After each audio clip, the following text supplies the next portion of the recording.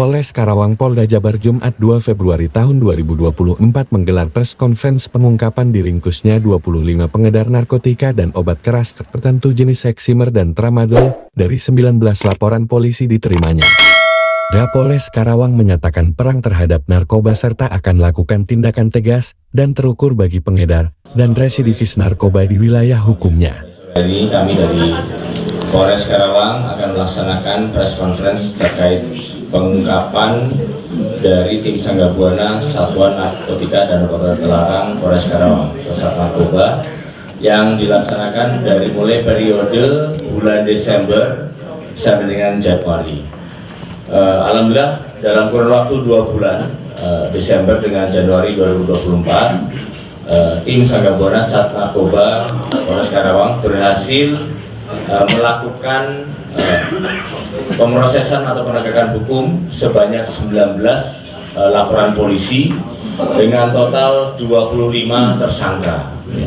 Di sini ada beberapa penegakan hukum, yaitu terkait masalah pengungkapan jaringan narkotika dan juga termasuk obat-obatan keras tertentu, di mana kami berhasil mengamankan total ada 135,02 gram untuk narkotika jenis sabu, kemudian 574,36 gram untuk jenis ganja, kemudian 375,03 gram ini jenis tembakau sintetis, dan kemudian 15 butir ekstasi serta 12.829 obat keras tertentu. Di situ ada heksimer dan tramadol. Adapun dari 19 TKP ini itu terdiri dari beberapa kecamatan seperti Karawang Kota, Kelari, Purwasari, Banyusari, dan yang paling besar untuk penegakan hukum dilakukan di Kecamatan Karawang Kota, khususnya untuk peredaran obat keras tertentu dan juga peredaran sabu. Dan kemudian dari 25 tersangka tadi ada 4 orang yang ternyata sudah merupakan residivis pengedar narkotika dan obat-obatan terlarang yang sudah pernah dilakukan penegakan hukum sebelumnya. Nah, ini menjadi sebuah peringatan tentunya untuk ke depan, khususnya bagi residivis peredaran narkotika ataupun obat-obatan terlarang. Tentunya akan kami lakukan tindakan tegas terukur ke depan apabila memang masih melakukan tindakan tersebut. Selanjutnya, dari total barang bukti yang sudah kami sita tersebut, kalau misalnya dilainkan dengan jumlah korban jiwa yang dapat diselamatkan, itu bisa berhasil menyelamatkan sampai dengan 20.000 korban jiwa dari penyalahgunaan narkotika ataupun obat-obatan terlarang atau obat keras tertentu tersebut. Beberapa pasal yang sudah kami terapkan dari 25 orang tersangka tersebut, tentunya pasal yang sifatnya ada yang kolektif dan juga ada yang sifatnya parsial. Yang pertama adalah pasal 114 ayat 1 junto 112 ayat 1 tentang narkotika. Ini dengan untuk kaitan dengan penyediaan ataupun juga memiliki, menyimpan dan menguasai narkotika golongan 1 dan bukan tanaman jenis sabu, sehingga dapat dipidana dengan ancaman hukuman minimal 4 tahun dan paling lama 12 tahun kurungan atau hukuman mati.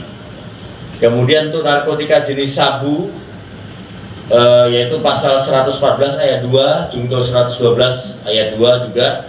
Ini terkait masalah memiliki, menyimpan, menguasai atau menyediakan narkotika golongan 1 yang bukan tanaman jenis sabu yang bebannya atau beratnya itu melebihi 5 gram.